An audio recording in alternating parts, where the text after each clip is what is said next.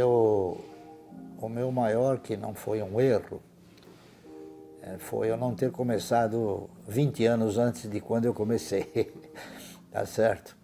Mas um belo dia eu comecei e depois de processar uma análise criteriosa na nossa estrutura previdenciária, eu acabei tomando a decisão de tentar formatar uma carteira que pudesse me proporcionar uma renda mensal, pelo menos uma renda mensal que me proporcionasse a possibilidade de viver condignamente.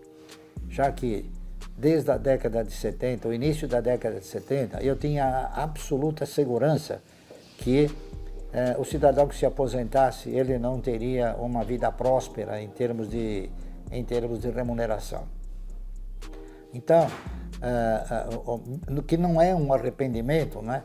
Eu pura e simplesmente devia ter começado 20 anos antes, mas da época que eu comecei, a gente cometeu alguns enganos, né? Alguns erros, porque a gente não é um ser supernatural, ou sobrenatural, melhor dizendo.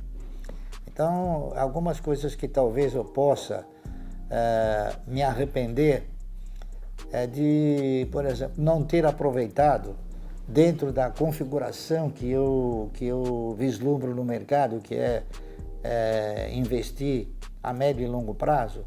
Por exemplo, eu não ter comprado na época ações do Banco Itaú. Eu dei preferência para comprar ações do Banco Noroeste, do Banco Bandeirantes do Comércio, não é isso? Então, a gente se arrepende porque o Banco Itaú ele acabou engolindo todos os demais bancos praticamente. Mas eu acabei comprando o Banco do Brasil a 60 centavos, da época que foi, que o Itaú custava também 60 centavos, não é isso? E outros papéis também que a gente conseguiu comprar e alguns outros que também deram prejuízo. Por exemplo, eu também comprei ações do Banco Econômico, que eu perdi, eu tinha 10% do capital das ações preferenciais de um banco chamado Banco do Progresso, que a gente apelidava de Banco da Bandeira, não é isso? Ele foi confiscado pelo Banco Central, enfim. Alguns erros a gente cometeu, não que a gente tivesse cometido o erro. O nosso maior erro foi exatamente fixar a postura de investidores, porque antes de um banco quebrar ou um banco ser interditado, sempre correram boatos. Eu, por exemplo, no Banco Econômico, cheguei a ser avisado, olha, o banco está numa situação difícil, etc., mas eu não acreditava que o controlador da época pudesse ter tido esse infortúnio e que o banco pudesse ser confiscado pelo Banco Central. Então, algumas coisas a gente errou. Eu cheguei a ter ações do Banco Nacional por influência do Ayrton Senna, a quem a gente admirava bastante. Enfim, e também porque eles pagavam bons dividendos, não é isso? O Banco Econômico pagava um dividendo excelente, não é isso? Mas esses bancos eles foram sendo interditados e ocorreram perdas. Só que foram perdas assim sustentáveis, perdas que não abalou o patrimônio. Então, quando você tem uma carteira bem programada, se tiver um problema qualquer com uma empresa, as outras respondem pelo prejuízo. Então, eu não me arrependo de nada de ter feito o que eu fiz, tá certo? Já disse isso num outro programa. E digo com todas as letras, né? Já perdi no mercado, já deixei de ganhar, melhor dizendo, não é isso? E já tive ações que foram confiscadas e continuei com o mesmo desempenho, a mesma filosofia, né? Procurando comprar ações que jamais viessem a ter essa condição. Tá certo? Então, o mercado a gente não tem que se preocupar. O importante é acompanhar, ser parceiro, tá entendendo? E reinvestir os seus ganhos na razão direta que eles gerem um bom resultado.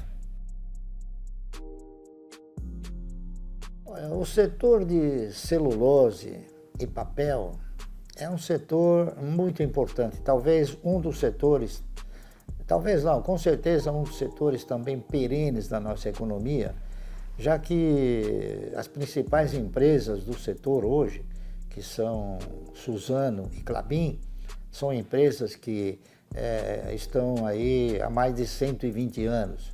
Portanto, são empresas mais do que centenárias, não é isso? O setor de celulose é um setor que, além de perene, ele ostenta uma condição de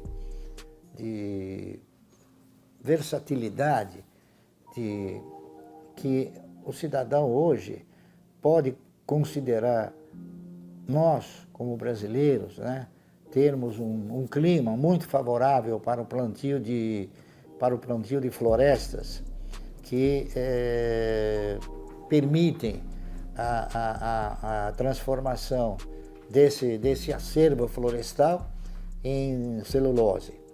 E, portanto, a celulose aqui no Brasil, ela tem um caráter muito mais rápido de desenvolvimento. As duas principais empresas que nós temos, que são, volto a repetir, Suzano e Klabin, são empresas que ainda continuam com seus preços bastante oportunos, não é isso? Uma vez que agora, recentemente, a Suzano acabou comprando a maior empresa de produção de celulose, que foi a Fibria. Ela acabou se transformando hoje numa das maiores empresas mundiais de fabricar celulose. A celulose, como todos sabem, é uma commodity e, como tal, é uma atividade, um produto que ele oscila na razão direta das ofertas internacionais.